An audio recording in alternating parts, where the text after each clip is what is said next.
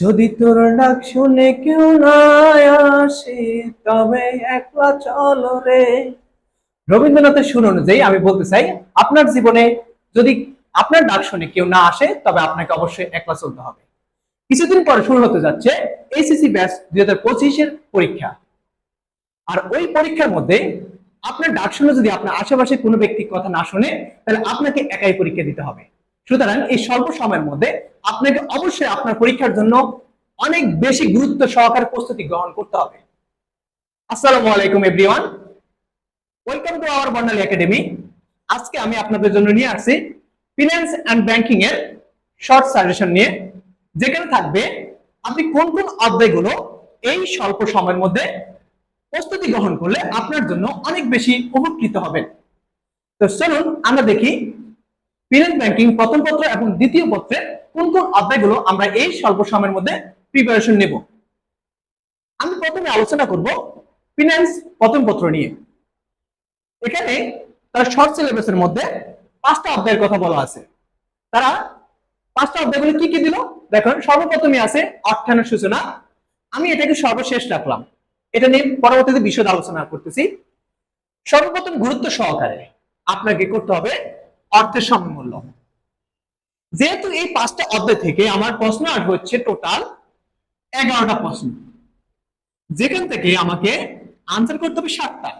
তার মানে 7টা question answer করার জন্য আমার 5টা অধ্যায় পড়ার কোনো প্রয়োজন নাই, যেহেতু স্বল্প সময় আছে। তাহলে আমাকে কি করতে হবে? এর জন্য আমি 5টা অধ্যায় থেকে মিনিমাম প্রত্যেকটা অধ্যায় থেকে 2টা করে প্রশ্ন আসবেই। তার মানে আমি যে কোনো 4টা অধ্যায় 3টা অধ্যায় করলে আমার জন্য এনাফ। তাহলে কি করতে হবে আমাকে? আপনি যদি অর্থের মূল্যটাকে সবচেয়ে বেশি ভালোভাবে পারেন, তাহলে আপনি অর্থের সামূল্যটাকে গ্রহণ করবেন, মানে এটাকে আপনি প্রিপারেশন গ্রহণ করবেন। আপনার যদি অর্থের সামূল্যের কোন সূত্রের পিডিএফ দরকার হয় বা শীট দরকার হয়, তাহলে আমাকে নক দিবেন, আমি আপনাকে সূত্রের পিডিএফটা পাঠিয়ে দেব। পরবর্তীতে আছে, আমার কাছে মনে হয় দীর্ঘমেয়াদী অর্থনীতির সবচেয়ে সহজ অধ্যায় একটা, কেননা এখানে সূত্র আছে মাত্র 6টা। এই 6টা সূত্রটাকে আপনি যদি খুব ভালোভাবে করতে পারেন, তাহলে আপনি এই অধ্যায়টাকে আনসার করতে পারবেন। এই অধ্যায়টা সহজ আছে। আপনি মূলধন বাজেটিংটা একটু ক্রিটিক্যাল আছে। আপনি নিট বর্তমান মূল্য বের করতে হয়, গড় মুনাফার হার, অনেকে এটা করতে পারে না। যদি আপনার জন্য এটা খুবই ঝামেলাপূর্ণ হয়, তাহলে আপনি এটা আপাতত বাদ দিয়ে রাখতে পারেন, এটা অপশনাল হিসেবে রাখেন। পরবর্তী আছে ঝুঁকি ও মুনাফার হার। এখানে দুইটা ফরম্যাট, একটা হচ্ছে অতীত তথ্য সংবলিত, আরেকটা হচ্ছে সম্ভাবনা মান দিয়ে। এই দুটো তথ্যকে আপনি খুব ভালোভাবে প্রিপেয়ার্ড হন, এই দুটো তথ্যকে খুব ভালোভাবে প্রিপারেশন নেন, এখান থেকে প্রশ্ন আসবেই। আরেকটা প্যাটার্ন আসা হচ্ছে, সেটা হচ্ছে পোর্টফোলিওর অঙ্ক। পোর্টফোলিওর ম্যাথটাকে আপনি সূত্রগুলোকে একটু যদি আয়ত্ত রাখতে পারেন, দুটো সূত্র আছে, ওই দুটো সূত্র ভালোভাবে বুঝে নেন, তাহলে দেখবেন আপনার এই অধ্যায়টা হয়ে গেছে। তার মানে আপনি খুব ভালোভাবে প্রিপারেশন নিবেন হচ্ছে অর্থের সমমূল্য, দীর্ঘমেয়াদী অর্থায়ন, ঝুঁকি ও মুনাফার হার। এই 5টা অধ্যায় থেকে আপনি যদি এই 3টা অধ্যায়কে খুব গুরুত্ব সহকারে খুব ভালোভাবে প্রিপারেশন নিতে পারেন, ইনশাআল্লাহ আপনি 7টা কোশ্চেন আনসার করতে পারবেন। আপনি ঝুঁকি এড়ানোর জন্য আপনি মূলধন বাজেটিং এর একটা পার্ট অন্তত শিখে রাখতে পারেন, সেটা হচ্ছে আপনার পেব্যাক সময়, অর্থাৎ পিভিপির যে ম্যাথটা আছে, পেব্যাক পিরিয়ড, ওই পিরিয়ডে আপনি অঙ্কটা শিখে রাখতে পারেন, ওখান থেকে একটা আসবে। ঠিক আছে? নতুবা আপনি যদি আরো ঝুঁকি এড়াইতে চান, ওটা নাই পারেন, তারপর অর্থায়নের সূচনা থেকে অন্তত একটা যদি থিওরি আপনি যদি এখান থেকে 6টা দিচ্ছেন বাট আরেকটা আসতেছে না, তাহলে আপনি এটা থিওরি আনসার করতে পারেন। তবে আমার মতে আপনি এটাকে না দেওয়াটাই বেটার। কেন? কেননা ম্যাথ আপনি আনসার করলে আপনার প্রপার নাম্বারটা আসবে, আর আপনি থিওরি দিলে আপনার কিন্তু ফুল মার্কটা অনেক সময় আসে না, 7, সর্বোচ্চ 7 আসে। বুঝতে পারছেন? ওকে, তাহলে আপনি ফিনান্স প্রথম পত্রের জন্য সবচেয়ে গুরুত্ব সহকারে করবেন হচ্ছে অর্থের সমমূল্য, দীর্ঘমেয়াদী অর্থায়ন, ঝুঁকি ও মুনাফার হার। আমার মতে যাদের যে অধ্যায়গুলো সবচেয়ে বেশি ভালো পারেন, তারা ওই অধ্যায়গুলো কি করবেন? প্রিপারেশন নেবেন, আর সবগুলো অধ্যায় আপাতত দরকার নেই। এবার চলুন আমরা আলোচনা করব ব্যাংকিং দ্বিতীয় পত্র নিয়ে।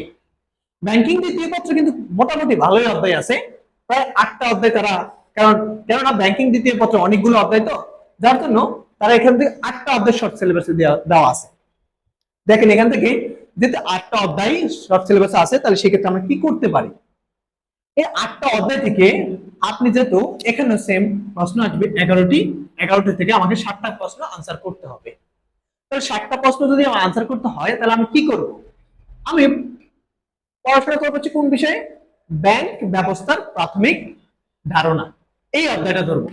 তারপর আমি ধরবো কেন্দ্রীয় ব্যাংক, তারপরে হচ্ছে বাণিজ্যিক ব্যাংক, ব্যাংক হিসাব, তারপর হচ্ছে আপনি ধরতে পারেন ইলেকট্রনিক ও আধুনিক ব্যাংকিং। এরপরে আপনি বিমা অধ্যায়টি করতে পারেন। অর্থাৎ আপনি এই ব্যাংকিং পত্র থেকে আপনি 6টা অধ্যায় করতে পারেন 60টা কোশ্চেনের জন্য। যেহেতু 8টা অধ্যায় আছে, তাহলে 8টা অধ্যায় থেকে প্রশ্ন করবেন 11টা। 11টা প্রশ্ন যেহেতু করা হবে, তার মানে এখানে প্রত্যেকটা অধ্যায় থেকে মিনিমাম একটা করে প্রশ্ন করবে। আমি কি 60টা প্রশ্নের জন্য আমি 6টা অধ্যায় আপনাকে দিলাম, তার মানে 6টা অধ্যায় থেকে আপনার 7টা প্রশ্ন এমনি কমন করবে। তবে প্রিপারেশনটা নিতে হবে খুব ভালোভাবে প্রত্যেকটা অধ্যায়, যেন আপনি প্রত্যেকটা অধ্যায়ের পয়েন্টগুলো ভালোভাবে ক্লিয়ার হতে পারেন। এখানে ব্যাংক ব্যবস্থার মধ্যে থেকে সবচেয়ে গুরুত্বপূর্ণ একটা বিষয় আছে ব্যাংকিং নীতিগুলা। কেননা আপনার সৃজনশীল প্রশ্নের গ এবং গতে ব্যাংকিং নীতিগুলোকে অনেক বেশি তারা গুরুত্ব দেয় এবং ওখান থেকে প্রশ্নগুলো আসে।